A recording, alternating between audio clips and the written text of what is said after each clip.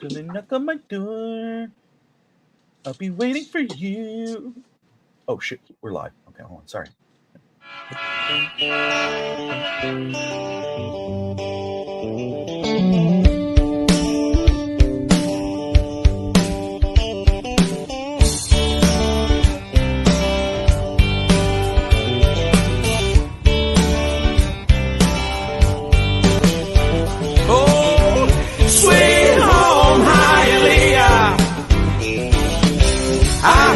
Traffic, but I love you. Ahora de Cuba la Bella, del Palacio de los Jugos. Los chicharrones.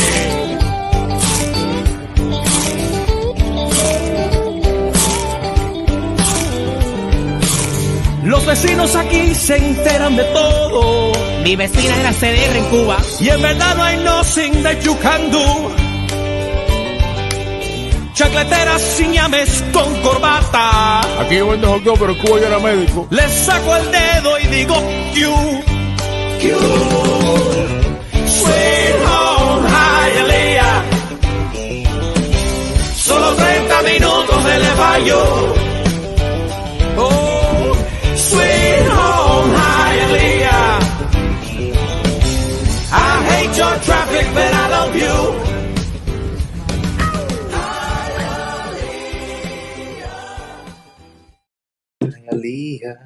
Hialeah. Hello, everybody. Good morning. Buenos dias.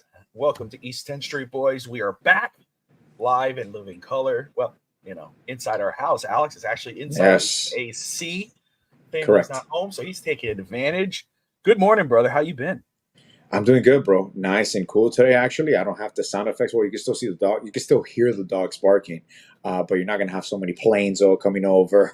Some nice ambiance. It's not a bad day today, but there's nothing like being in an ice cold room by yourself. Never. No, absolutely. Man, so a lot to talk about. We spent a little bit of time running over because we were talking about TV shows and everything. Yeah. Our favorite shows to watch right now, Entourage and Veep and Ballers, Succession. We're like, okay, this is a show to watch.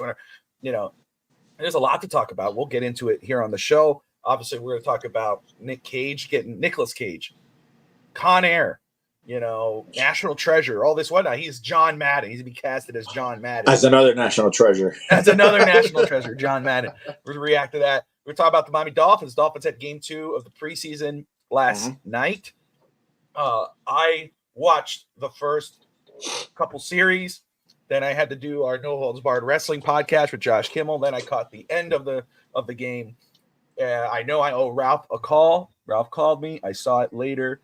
I know he left me a message a little earlier. We were all singing LOL. Yeah, always singing that song. Who doesn't sing Sweet Home Hialeah? But before I get all that, Alex, man, it's been like 2 weeks since we've done a show.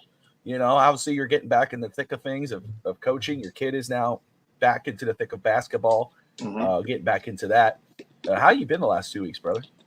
I've been good, man, but a little tired. Not gonna lie, a little tired. Getting rabid. I think everybody goes through it. When your kids are back to school, you obviously their schedule, even though you kind of like always have them on some sort of schedule, but the routine in the morning, the homework at night, when you have extracurricular activities, when you're coaching, thankfully, I have a great support system in regards to it. It allows me to do a lot of things that I have to do and not miss time at home. But it's a little tiring getting back to it, but we're healthy, we're good. So you just got to plow right through it, bro. How you been, man? You're looking better. You're looking much better. Like the beard. The beard's getting longer. The whites are coming in as mine are as well. I see our whites are coming in. Oh, no. Tam, it's not Doral school traffic. It's Doral traffic. Like now, Doral, obviously, we're an industrial city, but everywhere you go, obviously, I know all the back roads. Kind of like Hialeah. Remember Hialeah? Everybody would just stay in Lejeune Road all the way across going to Okeechobee. I'm like, nah, man, we took all the back roads. You got to cut through all that. But and it's funny that I said my school is like my kid's school is like 2 blocks from my house. So we don't have school traffic. It's just getting out of school. So that's the problem. Let's see here. Make sure I am not missing out. I had to put that banner up very quick because I realized I had an old overlay. I had to fix that. That's okay. But anyway, were you able to catch the game last night? Dolphins versus I was Commanders. I was able to catch the first 6 minutes, 7 minutes, because I was Okay. barbecuing in the backyard. So I was in and out, and my kids were watching a movie. So I wasn't really into it because I saw the first series, two were going down. I'm like, all right, that's it. Well, that's the most important part, right? We're good to go. Really, I mean, that's the most important one was the first Yeah. series, and I said it on Fitz Talk today earlier that yesterday was, Mhm. I wanted to see, I would have liked to see more, Yeah. but I did premise saying if they come out and they score in that opening drive and they, whatever, then I don't mind them taking a sit back, to going back on the bench and then chilling out for the rest of the game. We don't want to risk injury or anything of that nature. But I will say, I mean, in regards of Tua last night, I don't, Tyreek did not play, Waddle did not play, Achan did, Mozart did, Janu did. But for that opening offense, especially with Tua, he looked clean, man. He 5 of 5, 51 yards, 1 touchdown. I mean, and that was a beautiful touchdown pass right in the breadbasket. It was only where he could catch it. It was incomplete, corner or Craig Kraft was going to catch it. Yeah, right in the corner of the end zone, right in Craig Kraft's hands. Good catch Tua by just Craig looks Kraft. comfortable, man. Like we talked about it before in the offseason. Once he gets his contract, and I really believe this is finally there, we're going to get to see Tua just being Tua. This is who he is as a football player. We're not going to get versions of him. We're going to get who he is. And I think that's very refreshing because, like you mentioned, without his starting 2 receivers and OBJ, he looked comfortable. He looked completely comfortable, and he's commanding the offense. That's why the what I call the silent confidence that no one sees is just seeping now through his skin because he's finally comfortable. So it's gonna be a great year, man. It really is. It definitely looks like it's going to be a fun year. But again, Tua looked really good, 1 drive, but really that's all you needed to see. And that wasn't with his main guys, Tyreek, Waddle, OBJ. I did like what I saw from Jonnu Smith. I mean, Jonnu looks slimmer to me. He looks faster. I'm excited to see what he can do in this offense, the tight ends. Uzukanma, Easy looked really good in that game yesterday. Obviously, the coaches, I talked about this yesterday on Fitz Talk today. What's up, Clutch? Good morning, brother. Tua putting his cojones on people this year. But Easy E, man. Tua nuts. We were, his nuts. No, but Tua of his nuts. Oh my God, there you go. Hot Tua nuts. Tua, I'm telling you, bro. But it's a common man. He looked really good yesterday. The coaches have been singing his praises. Even though you look at this roster, you look at the receiver position, and you go, man, it's look at that wide receiver room. Waddle, OBJ. You're Craig thinking Kraft, present and future, and future, and it's stacked. And you got Malik Washington, and the other Washington. What's crazy? I don't think Berrios makes the team. Well, I don't think it's crazy either. I think he makes the team, bro. Hank brought up a great point yesterday saying, it's that wide receiver 3-4 spot is not really, won yet. No. OBJ, obviously, we think he has an inside track on wide receiver 3. Craig Kraft, too, I think, in Washington. And Craig Kraft, Malik, you think those guys, but Easy E, the coaches, Wes Welker and Mike McDaniel both have been singing his praises. And, obviously he hasn't had enough time. But yesterday, I think he showed the potential he has in this offense. I think, wide receiver 6. What's up, Scotty? Good morning, man. That's your size receiver right there. Is he 6'4", right? 6'3", 6'4"? Easy. Let me look it up. I'll look it up. I got it right here. You got it? Okay. Yeah, he's 6'2". He's 6'2"? Okay. Yeah.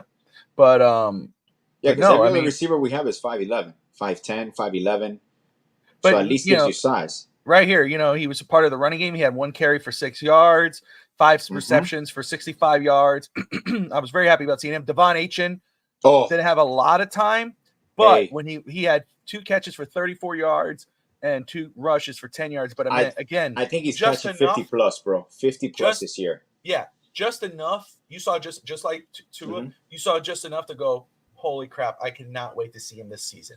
Yeah. And Raheem Mostert looked like he hasn't lost a step. He looked really good. Chris Brooks making a case to get a spot over Jeff Wilson. He had 5 rushes for 63 yards. He had a major run at one point during the game. Achan. Achan. What did I say? Did I say something? I don't know. A-Chain? Okay, how No, does it's it A-Chain. pronounce It's it? A-Chain. A-Chain? A-Chain, yeah. Okay. Because I always said I don't even know A-Chain. how to say it. I always said A-Chain, like A-Train. But no, it's A-Chain. A-Chain because he said it. Yeah. A-Chain.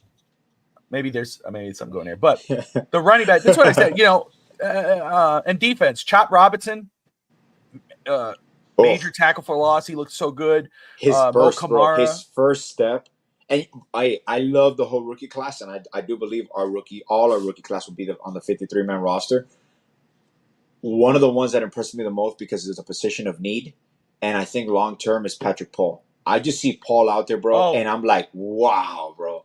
Like if he's thinking and learning from Armstead, he's only going to improve and improve and improve. But the size of that man, and the flexibility. Yes, yes. I talked about it yesterday, right what you said there, kind of carrying what I said yesterday was, what I've seen from him. Obviously, when he was drafted, you knew, looking at the draft class at tackle and everything, you got to go, okay, there were other guys available on that board that could have been ready day one. Where Patrick Paul, yeah, there you go. Bam's the 4, bro. Bam's the 4 that's in this right. one. Yeah, that's right. But Patrick Paul, he's a project. He's raw. He has the power, though.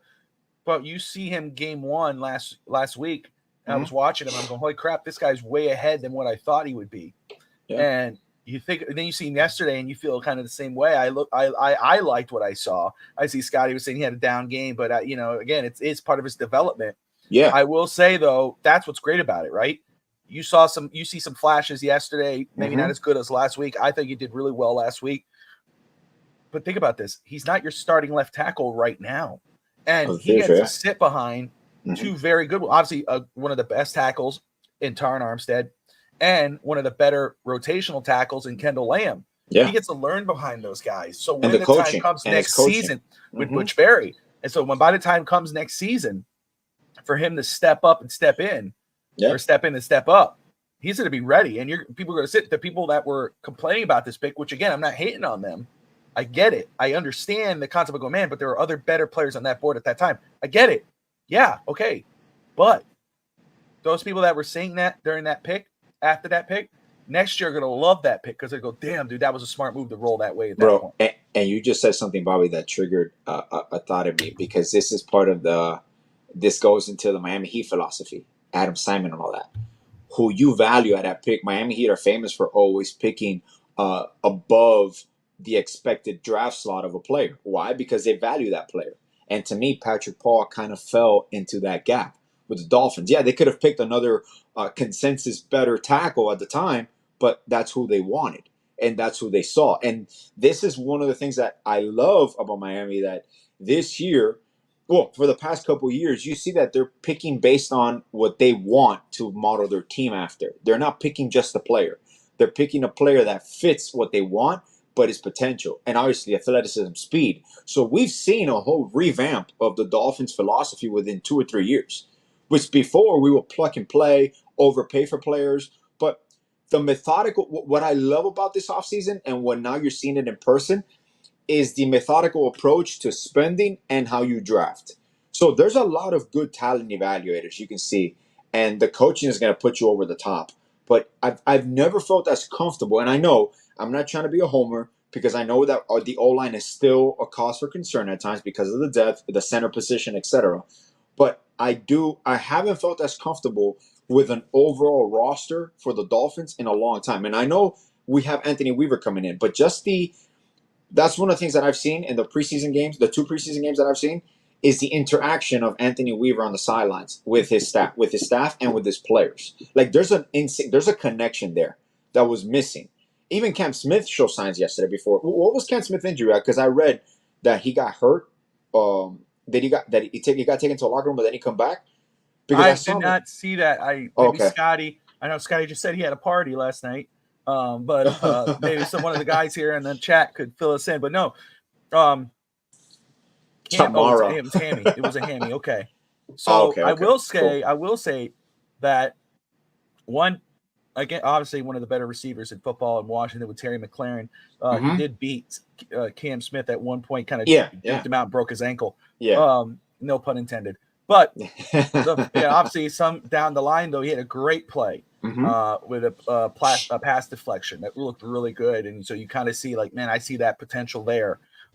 May not be ready yet. Yeah. As QB2, I mean, corner 2, but still he had that. You could see where maybe Chris Greer and company said, we see something in this guy. No, you rebuild his confidence because it's kind of, I'm not going to compare him to Tua, but a lot of these players on the defensive side of the ball is you're rebuilding certain confidences that they didn't have last year under Fangio. I'm not saying that they didn't improve, and I think Javon Holland stated it perfectly. It's like, it's not that he wasn't teaching us, is that you always felt that he wanted to be somewhere else. And that goes a long way for a football team, especially a young football team. If you feel that your coach wants to be somewhere else, you're not going to be committed 100% because they're demanding something from you and they're holding you accountable. You have repercussions, but you don't even want to be here with us. So that goes a long way. And I think that's going to be a major difference psychologically this year with the defensive unit. Yeah, I mean, I had said that in the past with him. It's he wanted to be on the Philadelphia Eagles, and that's just what it was. Just try to figure this out. Anyway, so you look at the receiver position, you look at the running back position, corner, edge rushers. You feel really comfortable. You feel really good where if one goes down, you're kind of like, we got this next guy up. We're good. I said it last night before the game, or yesterday morning before the game. I'll say it now this morning, today. The backup quarterback position that's the only one that if Tua goes down, it's like there is no safeguard at that point. That could really derail the season. Because you look at Tua and you know what he is to this offense. You see everything else. You know that you have insurance policies. Minus the offensive line, you got insurance policies across the board on the roster. Correct. Linebackers the next one. Correct. But the only place where there is not an insurance policy, a true insurance policy, where you could say, okay, Tua goes down, we need a guy who can come in and win us 1 or 2 games, or maybe even lead us into the playoffs, or if something happens at the end, God forbid. Mike White and Skylar Thompson aren't those guys. When we saw, obviously they had a couple nice passes, saw a few good passes, but there were a lot of ugly ones. And there were a lot of ones where it's like, dude, you are like Skylar Thompson. He's 3 years in the NFL now as a backup. Mike White's been around a little longer than that. I expect a little better than that. I like this point here. Because a lot of the national media has said that. Yeah, and 100%. Look how Tua looked with second stringers, quote unquote, yesterday. It's a difference. It's a difference.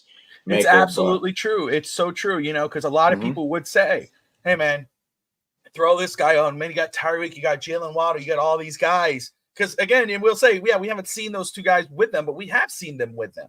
We have seen those guys. Last season, we saw that. And the season before, we saw that. And they didn't do crap. Now you look at them this offseason, this preseason, with fellow backups on the other side of the field as well. Yeah. You're playing against your peers. It's not like you're playing against studs here or starters, and you're still playing like trash, or you're still playing like 3rd, 4th best. You don't look like you deserve a roster spot. So my thing is, I hope this week, and especially next week, going into next week, that Miami starts to do some shopping in regards to the quarterback position. And I have said, and I will continue saying until maybe they make a trade. Maybe they'll get a guy that is available somewhere. And again, Tua is fine. He has his deal. He doesn't give a shit who you trade for. Go get someone. Or, as I've said before, and I've said, and I'll continue to say, as long as he's still available, someone we're all very familiar with, who we can make all our jokes that we want. But he's an NFL vet with playoff winning experience. And trust me, I would feel better with him coming in at quarterback than Mike White and Skylar Thompson. That's Ryan Tannehill.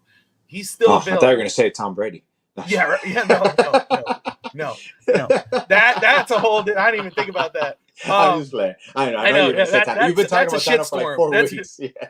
But Tannehill, like if something happens to Tua, or Tua says, okay, maybe he has a hiccup or whatever, injury, whatever, you want him to, okay, sit out for the game, or go ahead and sit out 2 weeks or a week. I feel comfortable saying we could win that game. Athleticism, yes, it could get done. What I wanted to add to him, because I always look at this perspective from exactly. This is it right here. Now you see the Dolphins next year drafting a quarterback. in the mid rounds where you have an athletic I wanted option Joe behind. Milton, man. I wanted Joe Milton. Joe Milton. Honestly, I think the Patriots are in a good situation. I honestly, Great, yeah. It was a because smart now move. it's funny because sometimes you could have a double assets and it's a bad situation, but I do think that for them is great. It's kind of like the Redskins when they drafted RG3 and Cousins, where you saw how it was going to play out. Eventually, you were going to pick one over the other. But it's a good problem to have now with a young team, and obviously, no one expects the Patriots to win, so they'll handle that. But I do think they might surprise even the Bills. For example, to me, the Bills are in a bad situation realistically, even though they have potential, of course. But the Tua thing, before I forget, there's no team in the NFL that if they lose their starting quarterback, they're going to win the Super Bowl with their backup. Maybe the Bengals. I believe the Bengals have the best backup in the league. So that's a situation that might transpire. If Mahomes goes down, Chiefs aren't winning the Super Bowl. But the part of a well-run machine, if you have a quality backup, if Tua misses 3 or 4 games, you can maybe go 2-2 because you do have even. I do think right now on the depth chart it says Mike White, but I do think Skyler is really number 2 in behind Tua because he's a little bit more. I mean, I believe McDaniel's a little bit more comfortable with him, and he did show certain flashes when everybody's playing. And now you have more. You have a Juno Smith. You have a Chen in the second year. You have Wright. You have more playmakers, so you can survive maybe a game or two. But like you mentioned, it's not going to be a quality. Like I'm not going to count on my quarterback. Defensively, you have to step up. So if you don't make a move, which I do see teams coming into this week maybe release a few quarterbacks. For example, the situation in Pittsburgh, it's a shit show. That offense looks horrendous, bro. So I always envision a situation where like Russell Wilson becomes available. He can be your backup quarterback. But in this case, then you're picking between a Russell Wilson, trading for someone like what's the quarterback from the Falcons, Tyler Heineke or Heineke? Heineke, huh? Heineke. Uh-huh. I'm comparing those situations to just outright signing a Tannehill because Tannehill's already older, but he's familiar with the fans, familiar with the organization. Like you mentioned, he could give you a quality 1 or 2 starts in an emergency situation, and it's just the veteran presence, the toughness that Tannehill comes with. So, are they comfortable going into the season with a Skyler and Mike White? They're going to tell you they are. They're going to look to upgrade, but realistically, even if they go into the season, I think Skyler is number 2 behind Tua. Where if in the given case Tua has to miss a game or two, Skylar Thompson can keep you in the game. He's not going to win you the game, but he can keep you in the game with the weapons he has if the defensive unit is on par that same day. But across the board, like okay, let's say Tannehill is not available, Bob. What other team do you expect that might make a change, or like how we do, for example, with depth? Before when you start releasing depth, or you make a trade for a team that needs one, kind of like Vikings, JJ McCarthy goes down. They've already got Sam Darnold. They're fine. They're good, but now they need a backup quarterback. So there's situations that are fluent there. But which team do you see, man, making a move where the starter is labeled, is confirmed QB1, and then you start making moves for QB3s and all that? Because for example, us in running backs, I think this is the year we trade Jeff Wilson Jr. if we don't release him. So there's teams that are needy, but which team do you see making a move like that where they have an overload of quarterbacks aside from Tannehill? Man, a lot of teams this year. Again, you got Jacksonville. This also makes sense, by the way. Seattle. What other team? Pittsburgh. You brought up. Again, guys, teams with starters that went out and and traded for guys to be their backups. I mean, Trevor Lawrence, and they got Mac Jones in Jacksonville. Pittsburgh signed for $1, basically, signed Russell Wilson and then traded for Justin Fields. Seattle has Geno Smith. They extended him, and then they went out and got was it Kenny Pickett or Sam Howell? They got Drew Lock too. They went and traded for. They got Sam Howell. Yeah, but they got Drew Lock too. And true. So think about that. Like if Geno Smith goes down, you got Sam Howell coming off, and you're saying, okay, he's going to win us a couple games.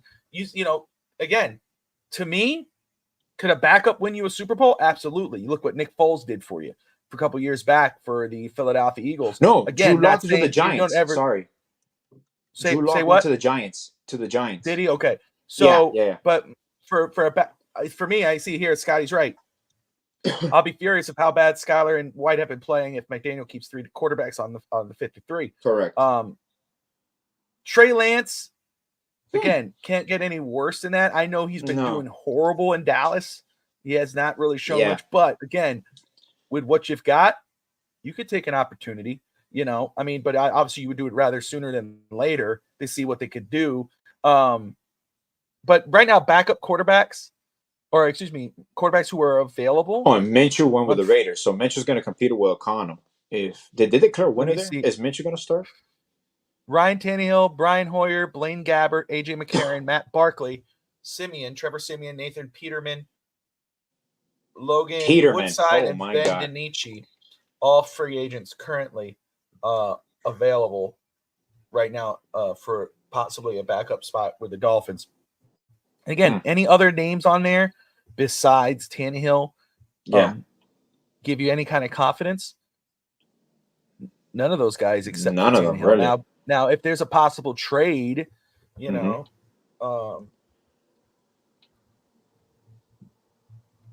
don't know. I mean, maybe Scotty or Clutch has a name that we're not thinking of. Bro, I don't know at this point if the Steelers make a move. Here.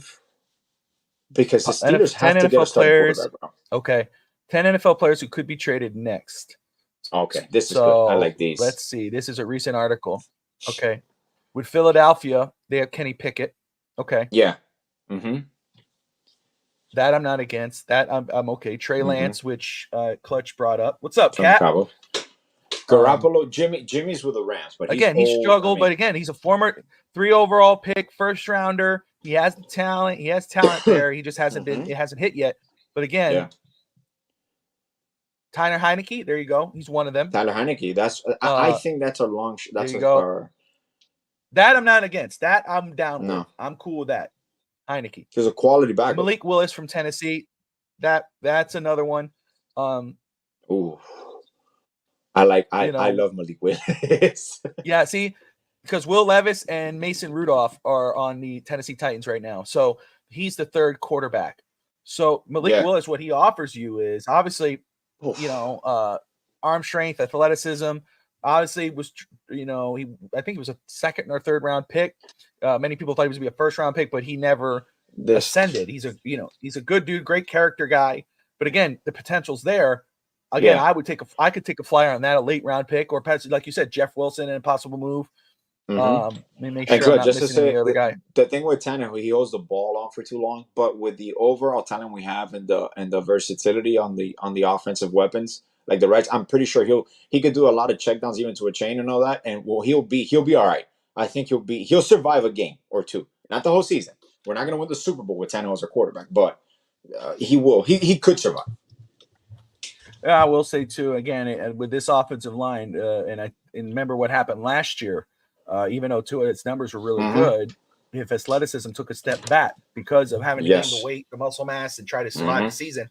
Now, he wasn't athletic. Where compared to this year, he slimmed down.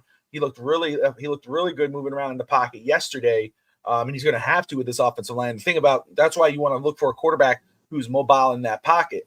Tannehill, even though at his advanced age, which is our age, which is kind of crazy to say when I hear people talk about that, he's still a mobile quarterback. He's still someone who can move around the pocket. Tannehill's thing always, especially for the Dolphins, but showed a little bit more advanced with Tennessee, was his pocket presence. Of course, his pocket was better in Tennessee than it ever was in Miami. But again, I would trust his veteran presence. But, again, if you're looking for mobility and a guy who can move around the pocket, and Trey Lance and Heineke and Malik Willis are those guys. Kenny Pickett, again, none of these 4 guys here, I wouldn't hate. If I had to rank them, Pickett, Heineke, Willis, and Lance, I guess. But so there's possibility. Tommy Tommy DeVito from the Giants. No. I mean, he would fit with the characters of the Dolphins. He would. He would. That's but Tom, now that we see it, now that we talked about it, if you're the Giants and you look at Daniel Jones and you saw the clip when Brian Dable wanted to go with a quarterback and the GM told him that they were going to stick with Daniel Jones, how disheartening is that as a coach when they tell you like, yeah, we're going to ride with Daniel Jones? You're like, fuck. Okay. Yeah. Thanks, man. I'm going to handle the ball 35 times. Now, if bro. Daniel Jones was available as a backup quarterback, I'm 100% down. That's a move that I would do as a backup. I can understand. He is the last resort for, like, not last resort. That sounds rude. But like as a starter, like if you're a team that doesn't have a starter and you're like, okay, we need a guy. Oh, we could go get Daniel. Okay, you do that. And I think he's dating Kay Adams. I'm pretty sure he's dating Kay Adams. Daniel Jones dating Kay Adams? I saw that. Damn, he took it from Shams? Shams was never confirmed, but I started seeing that Daniel Jones, he grew a beard now. Oh, you know, yeah, still throwing picks though. Still throwing picks left and right. Hey, you can count on him. hey, if the rumor's true, and you're throwing all the, go right ahead, brother. You're doing something picks, right, bro. And you got your money. I don't know what lottery in life you hit, brother. But tell me, honestly, it comes down to morale, who you are as a competitor. But some of these guys, it's like highway robbery, bro. When these guys get paid, like the Jamarcus Russells of the world before, where you got paid this amount of money and then you show up to camp at 300 pounds, that's like the ultimate fuck you to the world. Like, I got all this guaranteed money. You can't take it away from me. It's like, fuck this, bro. And when you see Daniel Jones, I'm like, dude, he's not even a $40 million quarterback. And like Clutch said, he set the market. He set the market for quarterbacks. And he's not even worth what he got. Well, again, you got it. A contract is not about what you're worth. Again, it's about potential, right? And when you think of, that's why when people were saying about Tua in regards of, oh man, we shouldn't pay him the 50 some odd million and whatever. It doesn't matter what you personally think of Tua as a player, in spite of what he did before with his numbers. It's the market. It's where the market was going. So someone like Daniel Jones, at that point, he's going to set the market. But now look, he's way below to what the other guys are right now. Of course, he's the floor. So that's why I thought it was wild for people to talk about Tua's deal when it's like, hey, with someone like Daniel Jones, who is that tier 1 or tier whatever, I guess tier 1 being the lowest or whatever type of quarterback starting in the NFL, and he's going to hit that market, that's going to happen. Kirk Cousins. Love Kirk Cousins as a starter, a reliable starter, protects the ball, et cetera, et cetera. But look how much money he has made in his career. Yeah. He's not better than the Tom Brady's and the Pat Mahomes or whatever, but he's close. He's in that second tier. Yeah, he's in that second tier. Because exactly, if that's the tier 1 is the low starter, tier 2, he's in that tier 2 going, it's a must. That's why it makes sense. That's why it makes sense. So I understand Daniel Jones' contract. I can't hate on that. But that's the whole point about it. It always sets the market. Good for him though. I mean, hey, you're getting paid, bro. You're getting paid. So at the end of the day, you take the bag. Let me see here.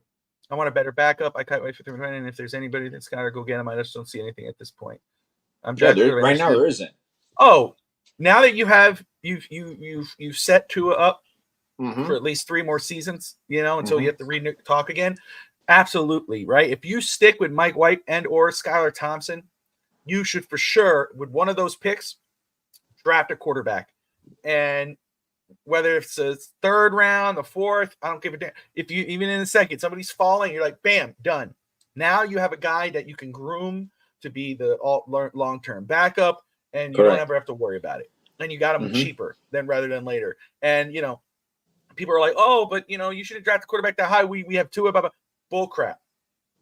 You do it. You look at what other teams have done. You see where the NFL is going. You need a legitimate backup. Exactly. Yeah. Use one on a quarterback. Abso-freaking-lutely. Of course. I definitely for sure rounds 3, 4, 5. I can see them picking a quarterback.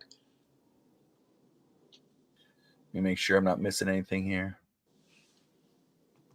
It's kind of like what I see is kind of like the Tom Brady situation with Jimmy Garoppolo. Yeah, you have a quality quarterback. He goes down. He can be competitive, and then you trade him if Tua's going to be your guy for 7, 8, 9 years. You just move on from quarterbacks, but you always need to have a quality young quarterback. That goes overseen a lot. Like I said, I don't think any backup quarterback in the NFL will win you a Super Bowl except Cincinnati. Cincinnati's situation, I think, is perfect, but it does make a difference 1 or 2 games, man. Yeah, you see round 3 comp pick. Yeah, and that's another thing. We have like a few draft picks coming up this year, so for sure. Well, look at that, and I'm looking right now. Pass by Trey Lance, and looked really good. The same type of obviously not the same type of throw. I mean, but same area, corner pocket. Can you imagine the full circle, Bobby, that would be if Trey Lance ends up backing up Tua when San Francisco's used the pick that we had and traded for him to draft Trey Lance, and somehow, some way, he ends up as a backup quarterback for the Miami Dolphins. That's why these trades in the NFL, trades in leagues per se, are so comical sometimes because there's value at, and then there's value 3 or 4 years down the line. You're like, shit, why did I make that trade? Look at that. But so that again, as the bright spots of yesterday's game, it gets me excited for the season, especially the opening drive, and then again in the rookies that we saw, and we continue to see, and we'll see next week as well before they take that week off before the start of the season. I'm perfectly fine with the start. It's the backup quarterback that makes me nervous. Oh, wild card, Bob. Do you like the new kickoff rules? We haven't talked about that. I'm like mad about it. I'm like, oh, whatever. But do you like it? Like, I don't. I'll tell you what, I don't mind it because it's something new, something fresh. Okay. What I don't like is the onside kick rule.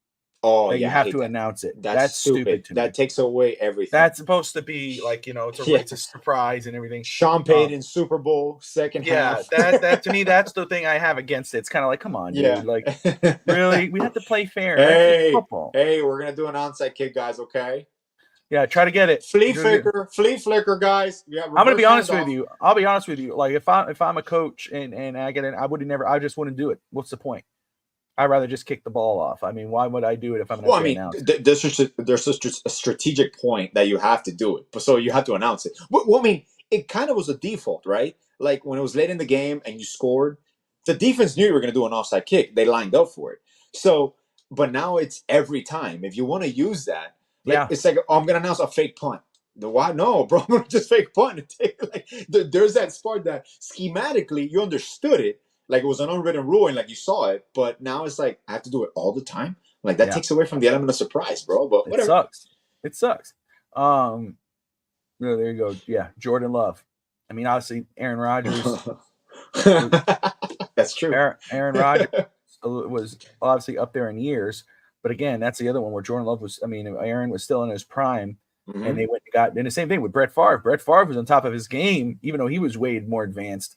And they went and got Aaron Rodgers, pissed Brett Favre off. But then look how it set them up. And then they go and get Jordan Love. Aaron Rodgers kind of rubbed him the wrong way. Now look what they got with Jordan Love. I think teams should do that all the time. Smart. Has a franchise ever moved on from 2 Hall of Fame quarterbacks just at the right time? Green Bay has hit every single one of those moments. That's management there. That is management. Oh, for sure. And having the sight to handle the PR mess and everything. They moved on from the quarterback. And I think Aaron Rodgers is going to end up as the least successful version of Brett Favre because I don't think the Jets are going to be very successful with Aaron this year. I mean, I might be wrong. He's still above your average quarterback. He's still Aaron Rodgers. But now he would be a nice backup to have, talent-wise, not personality-wise at times. But that's down the line a good one. Or Kirk Cousins. I would like to have Kirk Cousins as a backup quarterback at 37, 38 years old.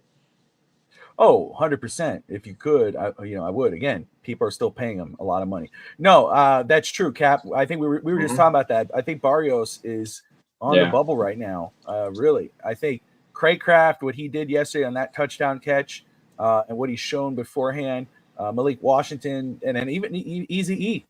I mean, again, what the coaches have been saying, what we saw yesterday, we'll see game 3. Again, we'll see game 3.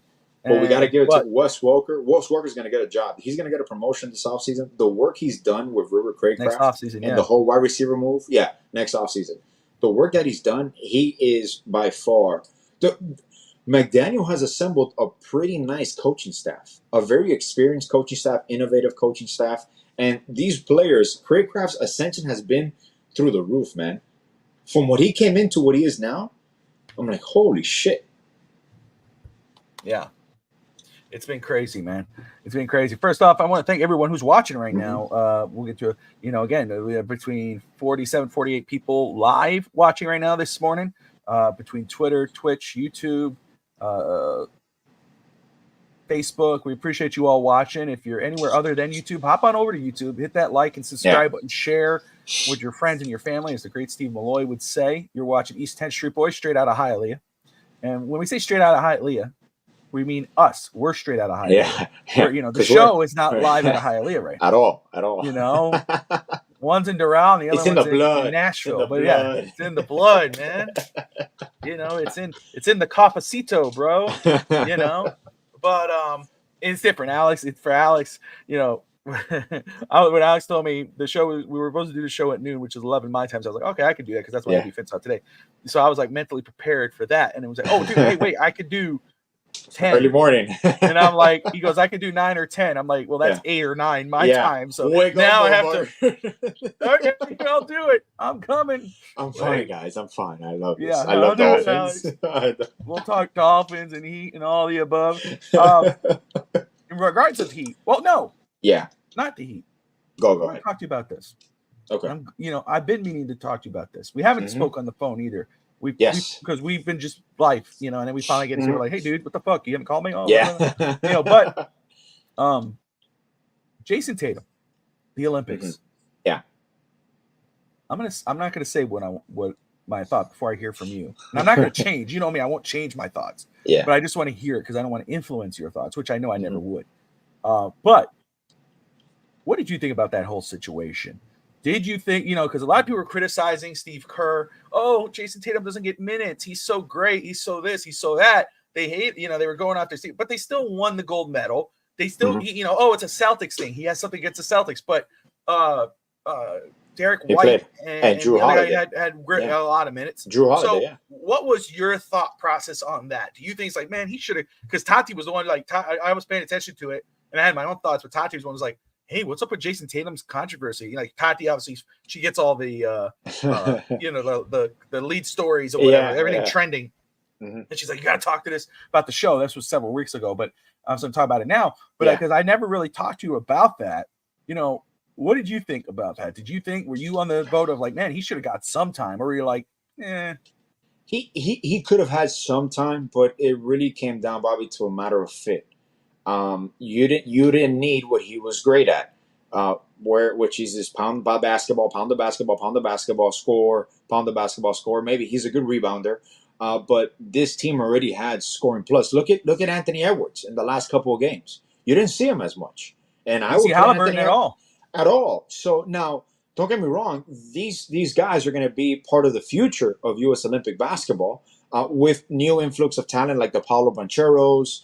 There's Cooper Flag is going to be on the next Olympic team for sure. So there's a lot of things that are coming. But this year kind of seemed to me like Jason Tatum was the best player on the JV high school basketball team, and he just rode the pine on the high school varsity team. Why? Because he was waiting for the seniors to graduate and get playing time. That's the only thing that basketball-wise you needed. He's not going to give you what you needed in international play, which is good point of attack defense. Like you saw, international basketball is way different than the NBA's. Look at Jamal Murray. Jamal Murray for Team Canada became obsolete in Team Canada. Why? Because the Nuggets use him a certain way. Jovic, even the Jokers use a certain way in Serbia. So international basketball is completely different than regular NBA basketball. So you had your scoring punch with Kevin Durant. You had LeBron James. You had Steph Curry. So you have all these veterans that are not going to be there the next Olympic cycle. Steph is done. Steph is one and done with a hell of a performance. LeBron is done. KD is done. So now those rosters open up, and you could even argue that in international basketball, defensively, Jaylen Brown would have been a better fit than Jason Tatum. So yeah, you go with Jason Tatum. He's a name. Now it's mostly also the optics, man, because he just won the NBA Finals. The Celtics were the best team in the NBA last year. So the optics of like, whoa, he should get playing time. Now, don't get me wrong. If KD was hurt and KD wasn't playing, yes, Jason Tatum should have been playing.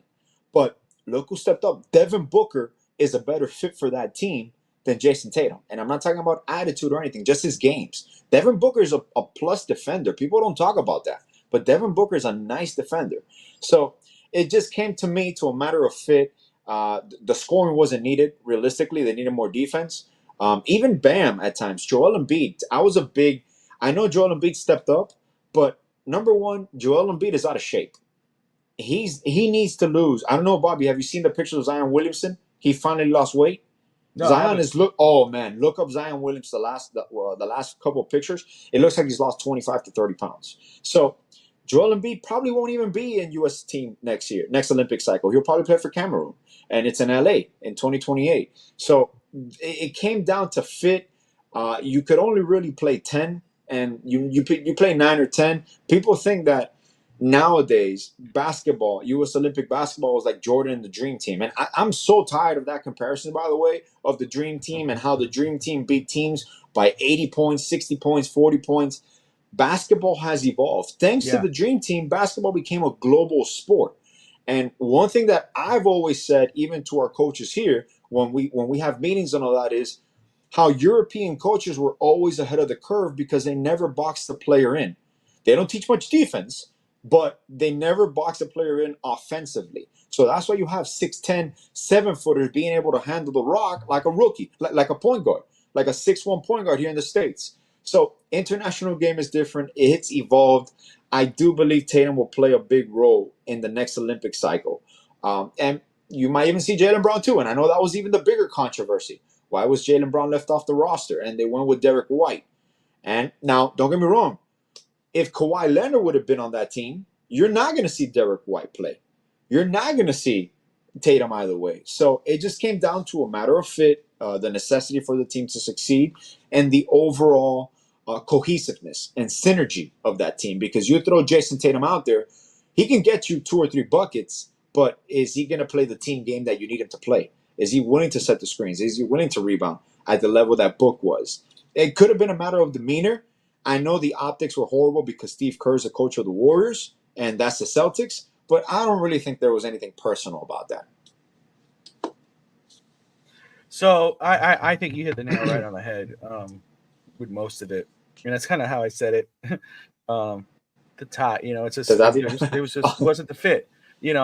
First of all,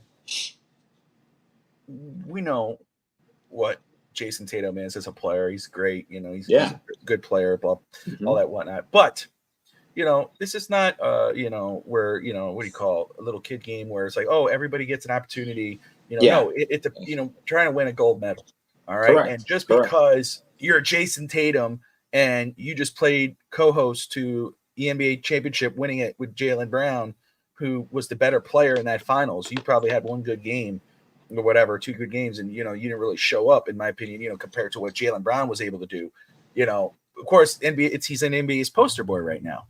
It's just what it is. He won the championship. They've been trying to push him forever to be the face. They could never have done it because he always came up short in the Eastern Conference Championship, in the NBA Finals. Finally, his partner in crime steps up. They win an NBA championship, Derek White and company as well. And now, right away, they don't talk about Jaylen Brown. They're not putting him on a pedestal. They're not putting Derek White on a pedestal. They're putting Jason Tatum on a pedestal. It's he's the next big thing. He's going to be on NBA 2K now. He's going to be all this. So when they've been pushing him so much and everybody's overhyping him, they're hyping him up. And I don't want to say overhype, but they to a point where it's like, okay, yeah, we know he's great, but he's not LeBron. I mean, he's not Kate. He's not that. I mean, he's great, but he's let's be real here, But to me, the anger and the angst over the whole situation, and looking at Steve Kerr, one of the best coaches in the NBA, and they still won the gold damn medal. Correct. With Steph Curry, LeBron, and all these other guys. You see how many great players are on that roster. You're questioning him. The reason why they're all going shits and giggles over the whole thing and blowing this up is because their poster boy is not getting what they want. They want to have those Sports Illustrated shots of him dunking on someone from Cameroon or India or whatever. They want to see that. They want to have him dunking on someone in Puerto Rico or stealing whatever. They want that, but they didn't get it because guess what? He did not fit that roster at that time. They didn't really need him. Yeah, he's going to come in and maybe spare a couple minutes. Yeah. But again, when you got LeBron, KD, Steph, et cetera, AD, you have those guys. Guess what? Jason Tatum at that time is not better than those guys on that current roster. No. Sorry to break the news to you. Sorry for the dose of reality. You know, and that's how I felt because, you know, when I first started reading, I'm like, come on, dude, really? Are we going there with this? Oh, he must have something against the Celtics. That's why. Are you not looking at Derek White's minutes? Drew Holiday, and Drew Holiday? Yeah. Derek White for sure deserved more minutes than Jason Tatum. He was better fit for that roster and for that role. 100%. It's like, come on, dude. And for me, I think Jason Tatum should have stepped up and said, "Hey guys, I appreciate that." That's the thing. He never did. No, because he wants that. Dude, right after he won, he started doing all the publicity. Yeah, his mom came out. That's the thing. We know. Again, he should have come out and said, you know, I love my mother. She was speaking for herself, but honestly, I'm a team player. I'm here to win a gold medal. When they need me, if they need me, I'm standing right here. I'm supporting my. He never did that because he wants all that. Let's be real. It spoke more to me about that than it did anything else. I didn't think anything negative on Steve Kerr. And don't get me wrong. For example, Joel Embiid is not on this roster. I think Tatum gets playing time. I think Tatum becomes part of the roster, part of the rotation. So, like I said, it's nothing against Tatum. Now, it's a good. People don't realize this, but when you're representing your country, you're picking, 12 of the best players in your country.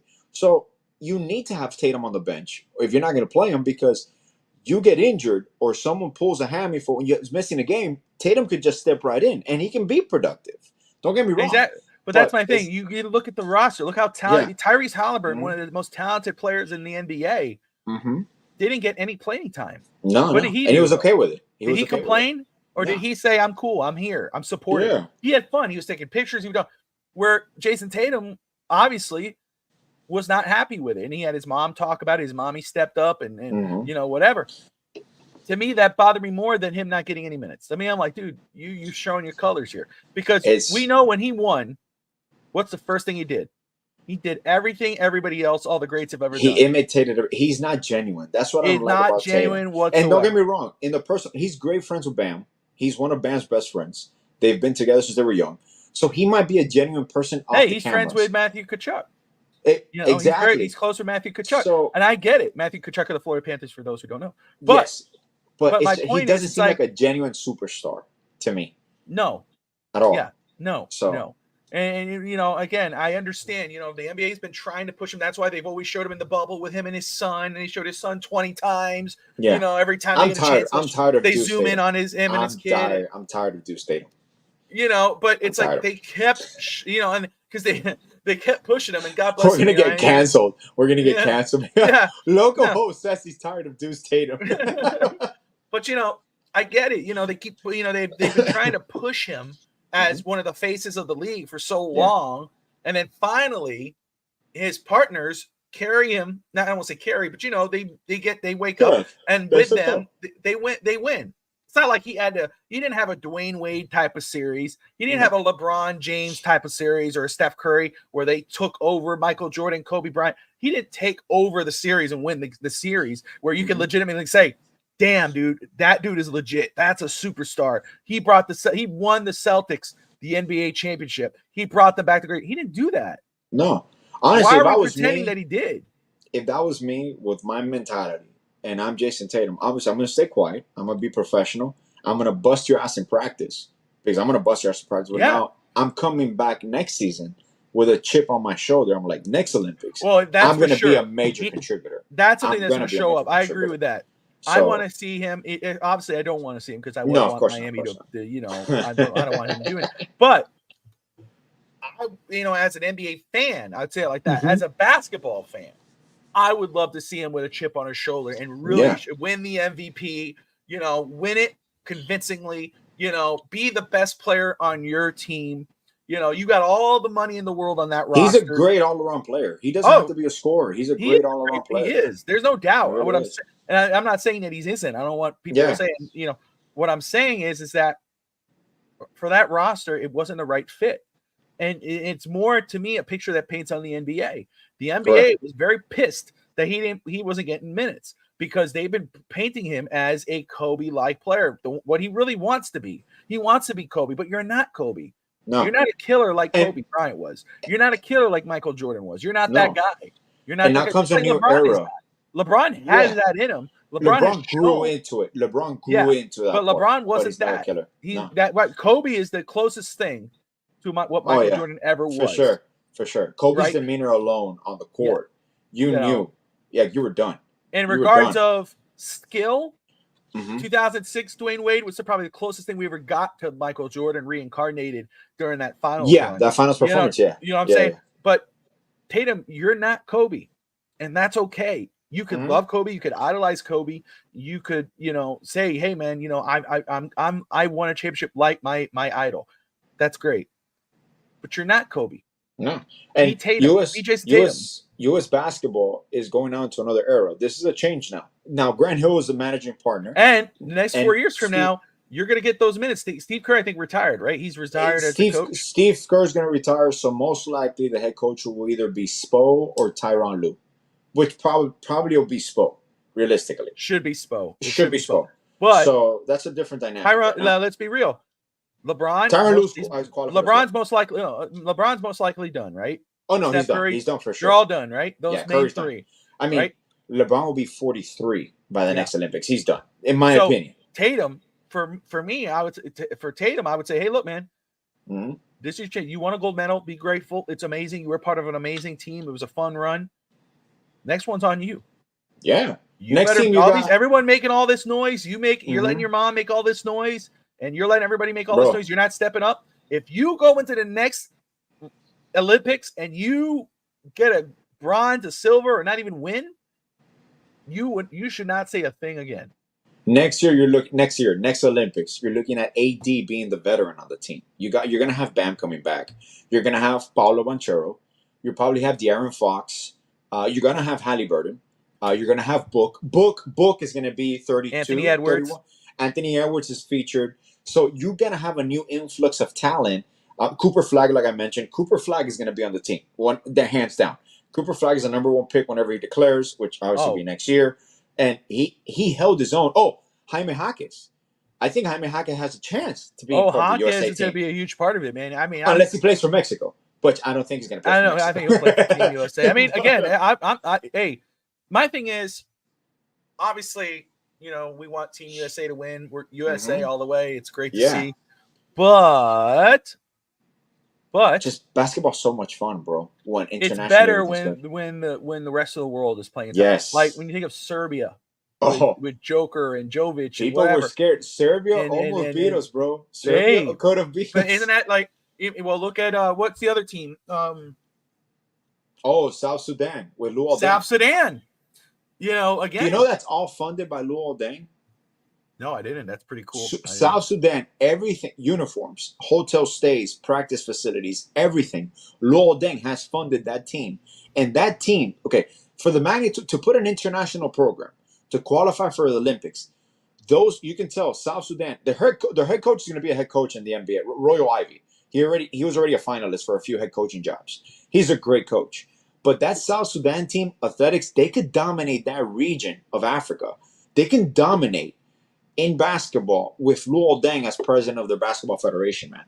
Like, they have a bright future. And it's just insane the level of dedication that Luol Deng has to basically get a bunch of nobodies in a matter of 2 or 3 years and make them an Olympic team, which is insane how competitive they were. And the one thing about that, you never saw them complaining. They played their hearts out. They literally drenched every ounce of talent and energy that they had. So seeing that from afar, I love seeing those guys play. It was amazing to see them play and compete at the high level. Absolutely.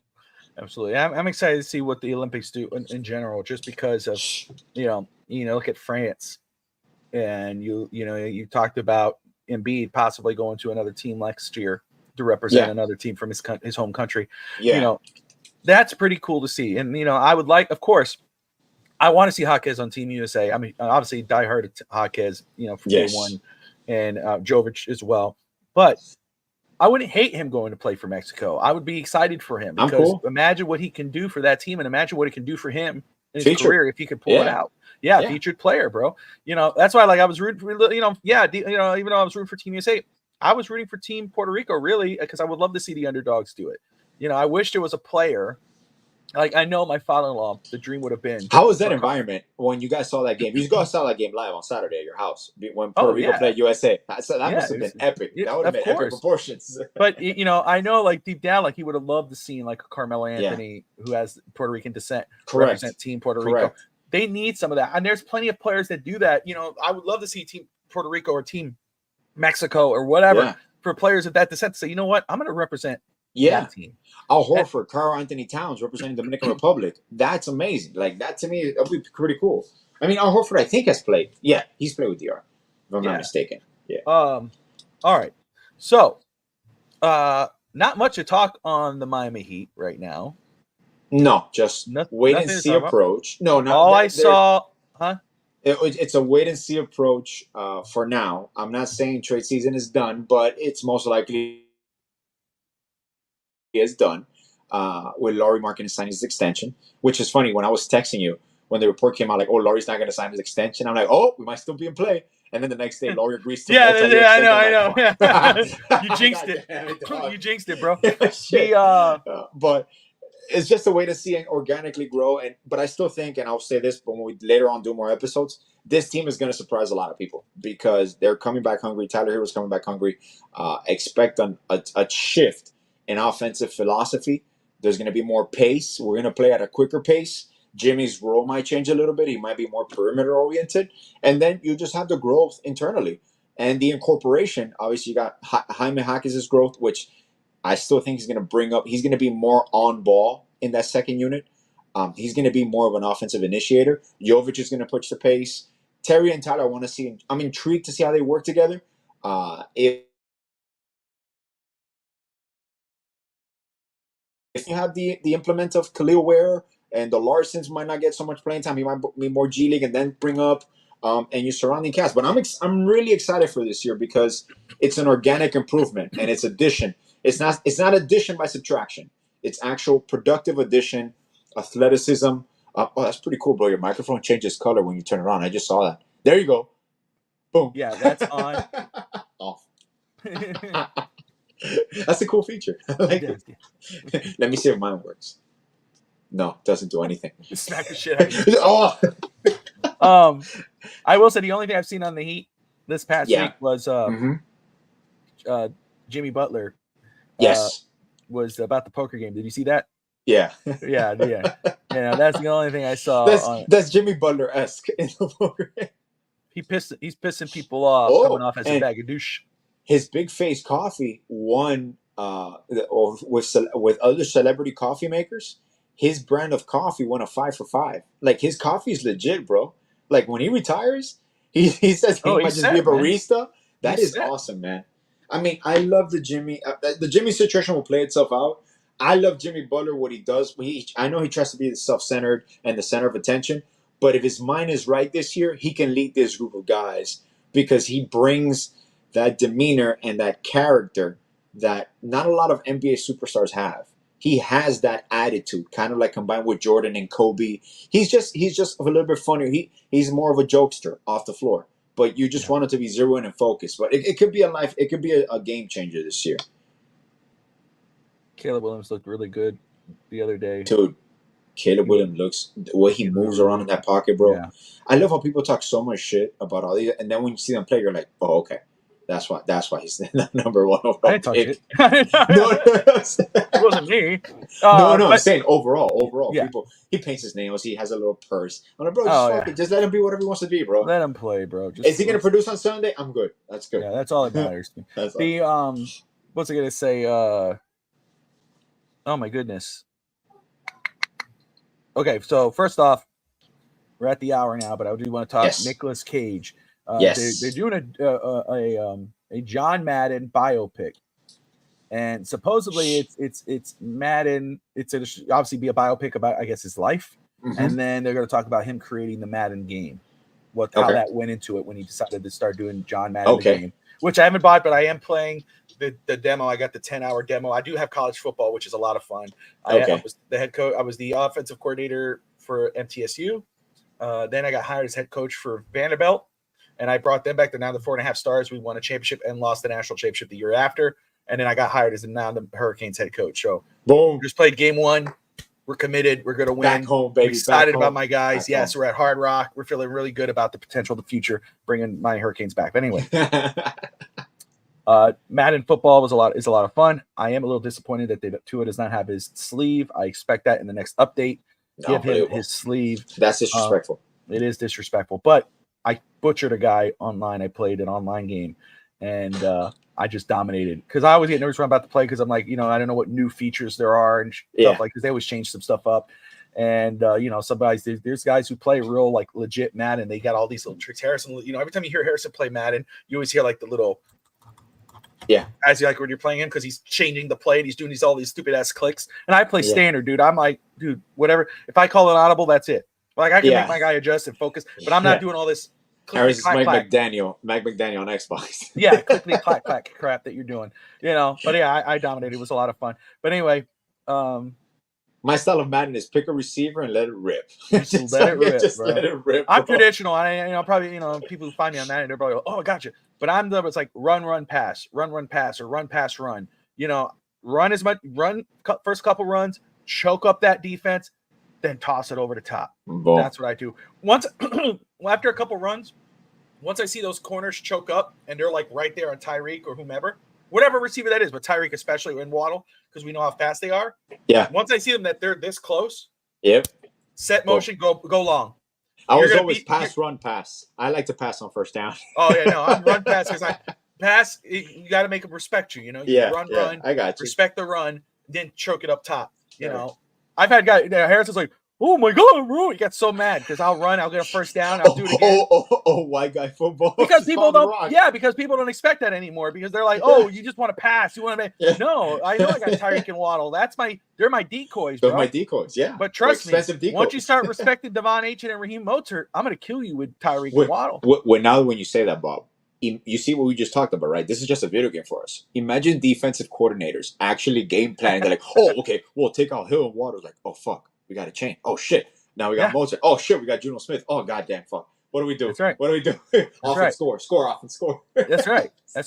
And so but anyway, this movie is based off John Madden. Mm-hmm. John Madden and when he started to do this video game, and if I remember correctly, he started Madden or started developing Madden with the crew, whatever people were he's doing it with. Yeah.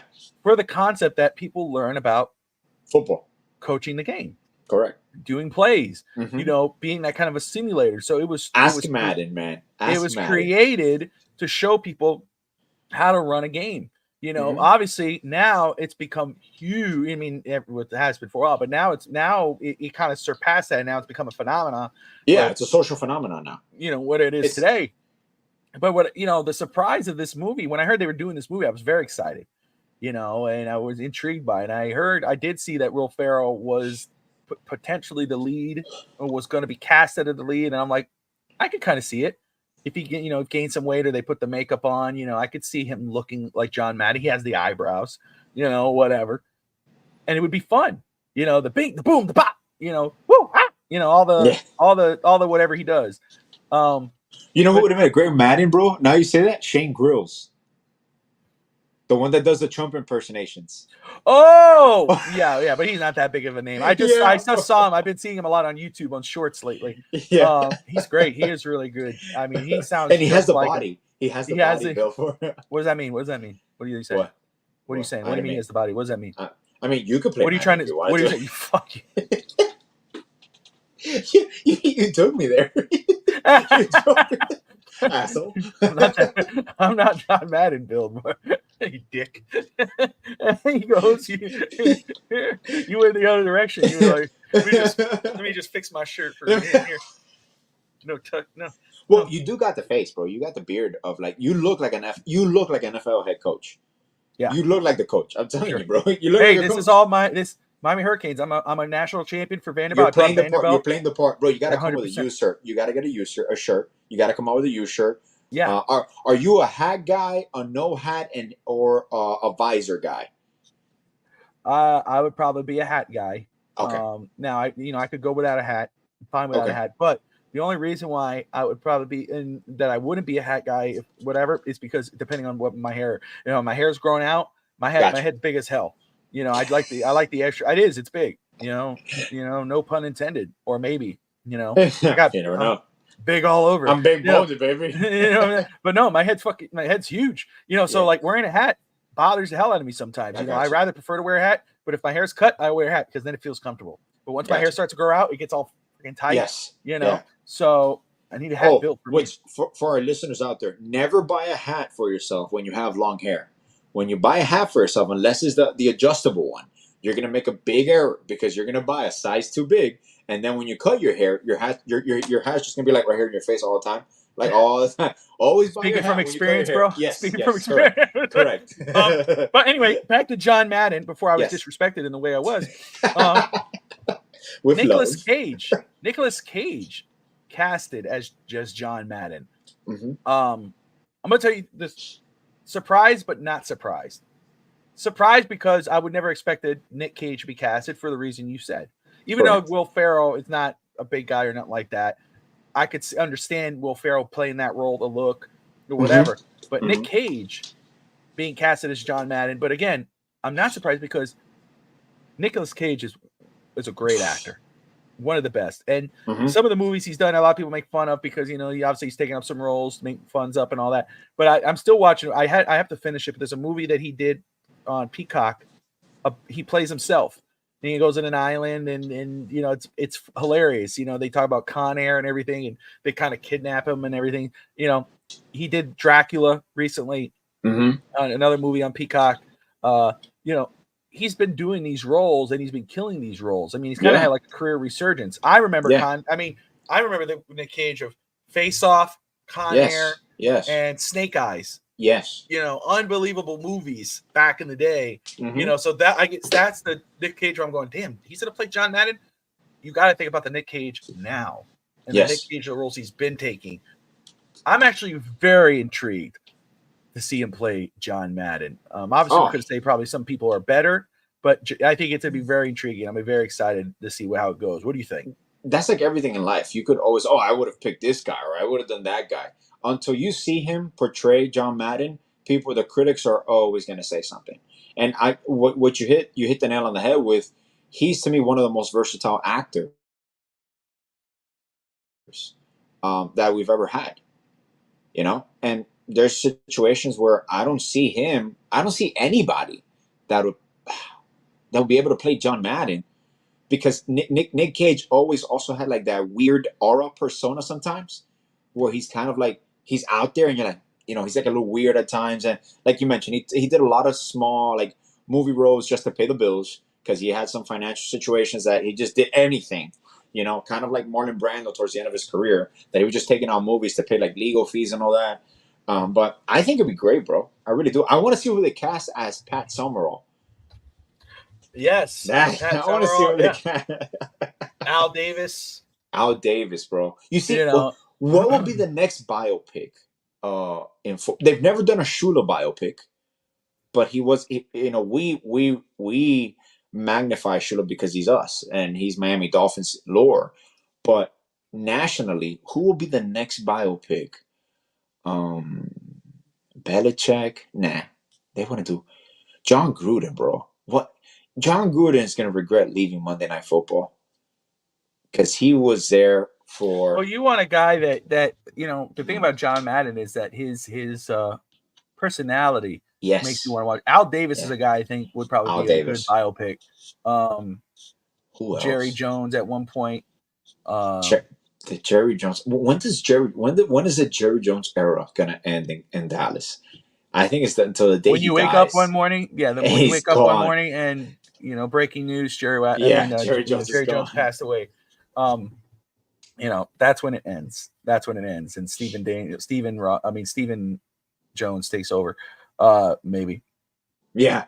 But yeah, no, man, I'm intrigued to see that. I wonder where it's going to air. I don't know if it's a theater movie or if it is a Peacock or an HBO. Because he was just casted now. They haven't done the film yet. No. Yeah. Okay. Cool. But very intrigued to see. Yes, man. 100%. But anyway. I'm intrigued to see the Dolphins this season. I'm excited about seeing the Dolphins this season. A lot of great stuff this season for FTSN. Coming up, obviously. Pre-game, post-game of the Miami Dolphins with me and Evan will start up again soon on Sunday mornings and evenings. looking forward to that. Then the start of the regular season. College football is around the corner. Actually, Tuesday night. Excuse me. Tuesday night we got Real Talk Rants with Steve Malloy, and he comes on every once in a while, no matter what time, depending on what's coming up. But Tuesday evenings I'm recording. Wednesday morning or afternoon we'll have Touchdown in Paradise dropping back on with Justin Garfield and the Touchdown in Paradise crew talking college football this season. We have the Caneswear Miami Hurricanes football podcast starting up this year. Very excited for that. Their first episode should drop August 27th. Live. They're going to be previewing the Florida game. Honestly, No Holds Barred Wrestling Podcast, Real Talk Wrestling Podcast. We have No Holds Barred is on Saturday nights. Real Talk is Thursday nights. A lot of Dolphins coverage here. Obviously, East 10th Street Boys. We will get NBA and Miami Heat back up. I want to try to do 2 shows for that. Obviously, NHL and baseball. For baseball, we got On Deck Wednesday nights with Russ Morgan. And then now we're in the sports cards. New show. I don't know if Alex, I don't think knows this. Maybe he does. I haven't seen it. Do you know what it is? No. Are you aware? No, I'm not aware. So that's how off air Alex is. Once he ends the show, he is offline. I'm off. He is everything. offline. But we have a new show, obviously, for those who don't know, who love sports cards. It's called Sports Cards Chasers with myself and Harrison. Oh, finally. 2 episodes in. Harrison's really into trading cards right now, sports cards. So am I. But he's legit into it. So he is down in Miami. He has a partner, nice sports card shop down there. They partner up with us, sponsor the show, providing box breaks. So we do box breaks. We get and sell cards. There's an application called Whatnot, Alex. I don't know if you're familiar with that. Whatnot. It's an application. Dude, that is taking the world by storm. It is grown, dude. I don't have it on me, but there's some shows on YouTube that I love to watch. There's a show on Netflix called King's Collectibles. Yes. That really got me really into it. And now I watch a show on YouTube called Sports Cards Investors, where he goes to card shows and he does trades and he does buys. And, that's how I kind of learn about these different type of cards. And it's so funny because I remember I was on the phone with Harris. I'm like, you got to watch this show. And Harris like, and I started saying, man, I'm really into cards. He goes, oh, crap, I'm really into cards. And he FaceTimes me. Like, dude, he called me like 5 times the other day. I haven't reached out back at him because I'm really busy. But literally 5 times in a row calling me because he has a new box and he wants to break it with me on the phone. So it's like, dude, why don't we just do a show? Do a show? And so now Monday nights, we do Sports Cards Chasers. Thursday nights, he's on live on Whatnot and on FTSN selling cards. And what it is basically he'll show you a card. Of course, it's graded or not graded. Like an auction. And he says, hey, you know what? This card's up for $1. Go. And you got to swipe, if you want it. And you swipe, $1, $2, $3, $4, $5. And I got the link and for a sports card, I got $15 off of it. I'll have to pay the shipping. The cool thing is once you get a card, and they have different things, and they don't just have cards. They have comic books, they have sports memorabilia. But if you like a card, right, and you want to buy a card or a group of cards, and you pay for the first $4 shipping, you pay again and it's $2 shipping. You do it again and it's free. So now on that guy's auction, you could go, you get a bunch of cards, cards for $15-$20, and now you have a stack of cards that end up probably selling for a lot more individually. You know. So, and on that show, we talk about obviously these cards. We do box breaks. We talked about the possible sales, but we also talk about which cards you should buy low and sell high. Sell high. Yeah. Bryce Young, right? Right now, CJ Stroud is really high because everybody is excited about CJ Stroud, but Bryce Young is low. Everybody's saying, oh, he's not that great. But you buy Bryce Young now and he blows up later, you move that card. Tua Tagovailoa. We love Tua, right? We think Tua's going to be good, right? We're excited for him this season, or we're excited for the Dolphins. But the NFL, you see what happened in First Take earlier, and even within some Dolphins, some people are low on Tua, and and the market's probably low on Tua. But what if Tua wins the MVP? Wins the Super Bowl. What if he wins the Super Bowl? Yeah, his value skyrockets. You have his rookie card. His rookie cards are going for cheap right now. Go get his rookie card, or if you want to spend a couple $100 on an auto or a certain patch card, and imagine what you could get later on if he wins. Dude, this is a legit business. I had heard a few people close to me that were really into it. You got to get it. Just telling you, it's something where it's truly it's an investment, right? You know, like it's fun too to do with your kids. Like I love doing it with Tristan when I open a box and we're like, let's see who we got. We used to do cards when we were kids. I still have all my baseball cards, all my basketball cards. Yeah. I have my old box. Hold on, right here. Look. Yeah. My mother had sent this to me. When did this start again? Because I heard like people, there's always been cards chasers. It resurged. But it resurged right now, right? Yeah. Because I see conventions and everything. Let me show you these old cards here. Here's the box. Converse box. Okay. Wow. And it's stacked of cards. And I started putting them in binders. But, I'll show you to you. Like you got some football cards, but these are all old ass baseball cards. Wow. Very old baseball cards. Some of them very old. But so I was like, so then I showed, I said, man, I'm gonna start buying cards with my kid and with Tristan. And then I started really getting into it. Then I started watching about it. And then I started, and then Harrison's into it. So it's easier now because, we're talking about it all the time. And yeah, he's actually sending me a UD auto that he got. He was going to put it in a group, and I said, hey, look, if you're not going to keep that card and if you're not going to make that much off of it, just send it to me because I love UD. I want a Udonis Haslam card, But for an example, right? Hendon Hooker. Here's some of these recent cards. Like Hendon Hooker. He plays for the Lions. It's green on the bottom. That's why you're kind of see through it right now. Yeah, I see. Can't see me, but you can see my background. Yeah, you can. But anyway, Hendon Hooker. Lions drafted him. He's their backup. He's a rookie. I like Hendon Hooker. I think once he gets an opportunity when Jared Goff is injured or is gone, I think Hendon Hooker is going to be damn good. And so to have his rookie card is a damn good option to have. Correct. Trying to take a look to see. But what's fun about opening cards, NBA or NFL, baseball, is that possible hit. I got 2 Scotty Barnes rookie cards. That's good.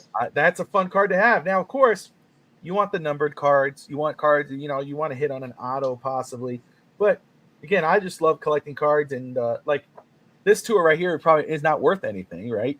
But it's 2. It's fun. It's like that's what's cool. You open that with your son, and you go, you know what? Obviously, the cards that aren't worth anything at that point. You could. Oh, that's my sign. Live on air. But no, for me, it's like those that are not worth that much, or not worth anything. Yeah. There's applications where you could scan the card right away, Alex, and it'll tell you what the recent sales are. You could you see a card and you go, holy crap, and you go, okay, let me scan this, and it'll tell you $50, $300. You go, ooh, so turn it around, pop it on eBay. You just made yourself 50 some odd bucks or 100. That's crazy, man. Compared to another one that's like a couple cents, and you go, you know what? Yeah. Hey Jake, here you go. I'll keep that one. Yeah, here you go. That one's for you. It's a legit business. It's a legit business. So it's something. It's a new show. It's a lot of fun. It's something to do with the family, and like you're saying, it is. It's really it's an investment. You buy cards Tati goes, oh, you're really getting into it. I am. It's not like I'm putting any too much into it, but I do enjoy opening them, and I do I do want to say, okay, what if I hit on that one card? Like right now, the bounty is out, legit. And Harrison bought 6 of these boxes. I don't know how much they are. That's the thing. It's just an addiction now. It is. That's the thing. These card makers are making a kid. But it is. It's crazy. A piece of cardboard, and But anyway, what was it they were doing before selling the clips? Remember when a few years ago you would buy the clips and you would own the clip, and it was millions of dollars. Oh my God, that you own the video clip, oh my God, what's the name of it? And it died down already. Now that it's devalued like crazy. But cards don't lose. Cards have been around for I'll think of the name myself. No, they don't lose value because there's paper. But, yeah. There has been a thing where it kind of drops and then it comes back up. But anyway, there's this one card from the Olympics that has Steph Curry, LeBron. Oh, the 3 cards, yeah. Oh my goodness, who is it? KD, and it's auto. KD, isn't it Kevin Durant? Yeah, and it's autoed, and it's one card. It's 1 of 1, all 3 autos, and it's massive. So millions of dollars. Harrison bought 6 boxes, and we're hoping he gets it by tomorrow because that's the show. Looking for that card, we're gonna go through those boxes live on air, trying to find that card. And so, but there are people putting bounties out. There's guys saying 150,000. You get that card, I'll give you 100,000. So Golden Collectibles released a video. From King's Collectibles, and he said, hey, I'm gonna make this very easy. I see everybody doing 100,000 bounty, whatever. I'm going to give you $150,000 in advance. He gives you 150 grand. That's And your a percentage of what he sells. No. And then you're going to auction your card on there on his site. He gets the percentage. Of course. So then if you make 150, he goes, wouldn't it suck if you took $100,000 bounty and then you found out your card sold for $1 million later? Exactly. It's pointless. It's dumb. Let me give you $150,000 in advance. He goes, sell the card on Golden. We'll auction it. We'll give premier promotion. You'll be on the show. He says all this ain't, which is great. And he goes, and then whether it's 2, 3, 4, 500, $1 million, you just made yourself $1 million. Of course, then they get the percentage to sell his fee and everything. And it gives them promotion. So there's cards like that, smart. Man. You're looking, you're trying to go crazy for them. I'm not like that. I just, I'd rather, again, buy low, sell high later, or buy low, collect, and then maybe that card's worth something later on. And all these card manufacturers are going to inflate the market now, because what you're doing is you're creating this revenue for yourself. And it's funny because Jeff Bezos can come and just buy all the boxes in the world and get the card. But exactly, it keeps people going. Trust me, I'll see the conventions, and it's insane, bro. I know. I told Harrison already. I would like to go to one of those sports card conventions because they have these dollar bins I saw in there, and you go there and there's dollar bin back thing, but you could probably you find that one card and you're like, again, you stack it away and you go, you know what? Now, again, I've seen you look at Bryce Young, Anthony Richardson.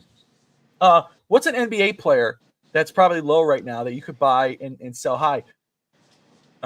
Later is Hawkins and you think Jovic.